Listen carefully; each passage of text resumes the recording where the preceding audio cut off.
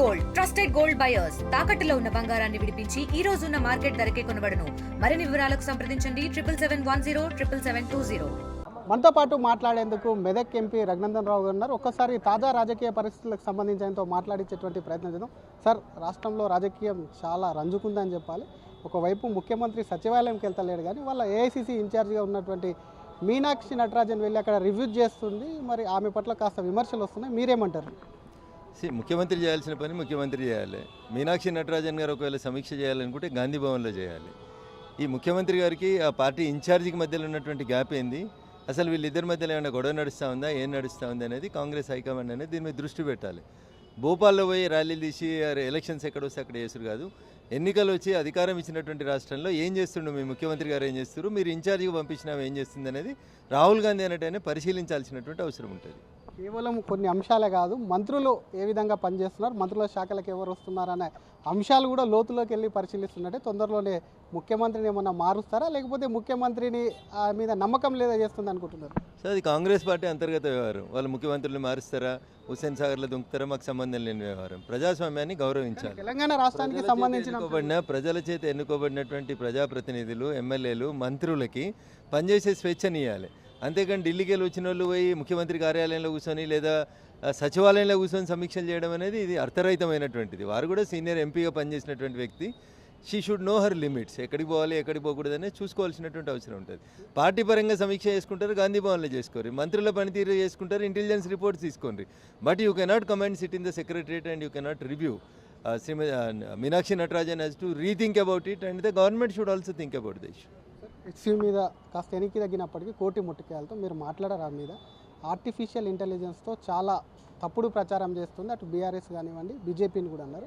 నిజంగానే artificial intelligence మీరు వాడారా? ఎందుకంటే కాసేపటి క్రితమే బీఆర్ఎస్ భవన్ కూడా పోలీసు వాళ్ళు వెళ్ళారు.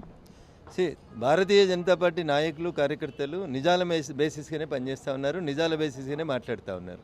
సెంట్రల్ యూనివర్సిటీలో ఏం జరిగింది అనేది పార్టీలు పక్కన పెడితే హైకోర్టు రిజిస్ట్రార్ని పోయి అక్కడ ఏం జరుగుతుందో చూసి వాస్తవాలు పంపమని సుప్రీంకోర్టు అడిగింది. హైకోర్టు రిజిస్ట్రార్ ఇచ్చిన నివేదికను ఉద్దేశించి గౌరవ న్యాయమూర్తులు ఏం మాట్లాడారో అందరం లైవ్లలో చూసినాం. దానికి ఇంకా మళ్ళీ ఆర్టిఫిషియల్ ఇంటెలిజెన్స్ వాడుకున్నారు, వీళ్ళేదో కథ చేసినారని చెప్పడం అనేది పూర్తి బాధ్యతారాహిత్యం. హైదరాబాద్ పోలీస్ కమిషనర్ అయినా, రంగారెడ్డి పోలీస్ కమిషనర్ అయినా, లేదా సైబరాబాద్ పోలీస్ కమిషనర్ అయినా, నేను అందరికీ చెప్పదలుచుకున్నది ఒకటే విషయం. హెచ్సియు భూములలోకి ఎవరు రావద్దు, రేపు మేము వస్తాం ఎంపీలు ఆపుతారా? ఎవరు రావద్దు ఏంది, సంబంధం లేని వాళ్ళు ఆపారు కదా సార్ ఇక్కడ శాసనసభ్యులను, శాసన మండలి సభ్యులు. అందుకనే నేను చెప్తా ఉన్నా, రేపు మేము వస్తే మమ్మల్ని కూడా ఆపుతారా?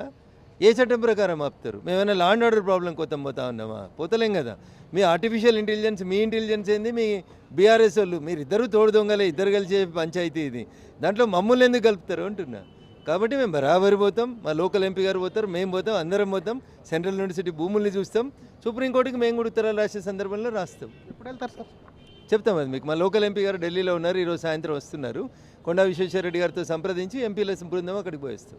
బోర్డుకు సంబంధించి బిల్లు పాస్ అయినప్పటికీ, రాష్ట్రపతి ఆమోదం లభించినప్పుడు కొంతమంది కోర్టుకు వెళ్ళారు. కోర్టుకు సంబంధించి ఏమన్నా టెక్నికల్గా ఇబ్బందులు అయ్యే అవకాశం ఉందా? మీరు ఒక వకీల్ సభగా ఇట్లా చాలామంది చాలాసార్లు కూడా పోయినరు. నోట్ల రద్దు మీద పోయినరు, ఆర్టికల్ 370 అబ్రిగేషన్ మీద పోయినరు.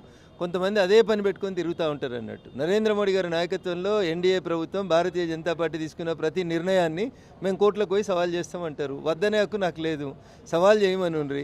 గతంలో ఆర్టికల్ 370 రద్దు చేస్తే ఏం తీర్పు వచ్చిందో రేపు కూడా అదే తీర్పు వస్తుంది. నోట్ల రద్దు మీద ఏం తీర్పు వచ్చిందో రేపు కూడా అట్లాంటి తీర్పులే వస్తాయి.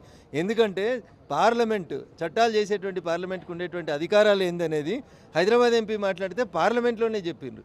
ఏ కానూన్ భాజపా కా నహీ, ఏ కానూన్ సాంసద్ కా హై.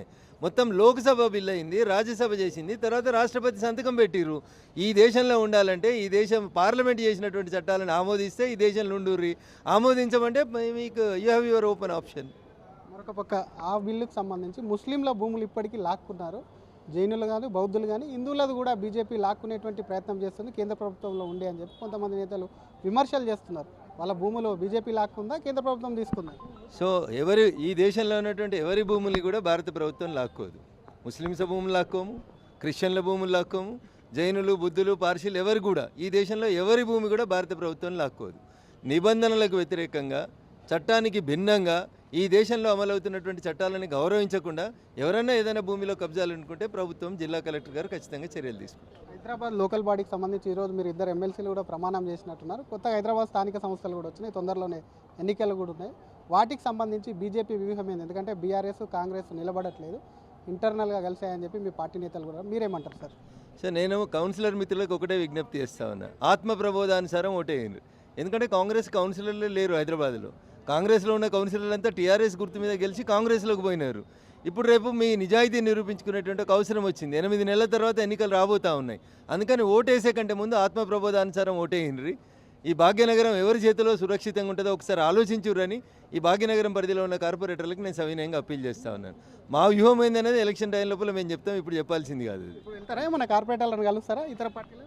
సో కొన్ని విషయాలు ఏర్లో చెప్పలేమన్నా, it has to be secret. అది ఏం చేస్తామో ఎట్లా గెలుస్తాం అనేది ఎన్నికల దాకా ఆగి చూడండి. పక్కా గెలుస్తారు, గెలవడానికి ప్రయత్నం చేస్తా ఉన్నాం. ఎన్నికలలో పోటీ చేసేదే గెలవడానికి ప్రయత్నం చేస్తాం. 100% గెలవడానికే ప్రయత్నం చేస్తాం. బీఆర్ఎస్ కాంగ్రెస్ పోటీ చేస్తలేదు, దాని మీద ఏమంటారు? సో అది ఆ రెండు పార్టీల నిర్ణయం. కాంగ్రెస్ ఎందుకు పోటీ చేస్తారు అనేది ముఖ్యమంత్రి గారు చెప్పాలి. రేపు లోకల్ బాడీస్ వస్తే అన్ని మేమే గెలుస్తాం అని చెప్తున్నారు కదా. మా పాలన బాగుందని చెప్తున్నారు కదా. మరి లోకల్ బాడీ ఎమ్మెల్సీలో పోటీ చేయడంలో మీకు ఇబ్బంది ఏముంటుంది?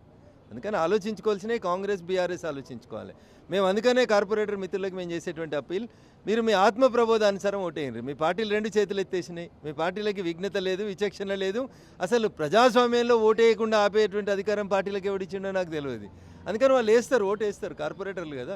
ఇలా వాళ్ళు ఓటు వేయలేదనుకో, రేపు ప్రజలు వాళ్ళకి ఓటు వేయకుండా దూరం ఉంటారు గట్లా. అప్పుడు కూడా ఆలోచించుకోవాల్సి ఉంటుంది.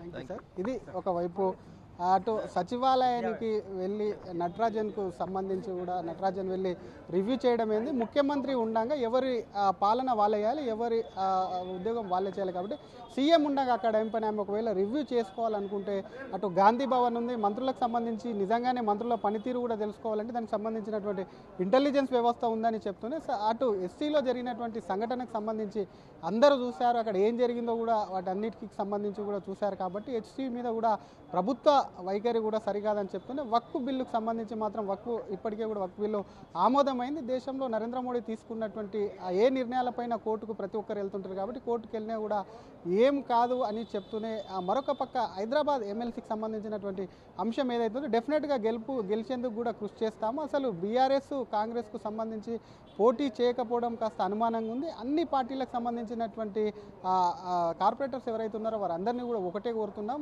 తమ కోరేది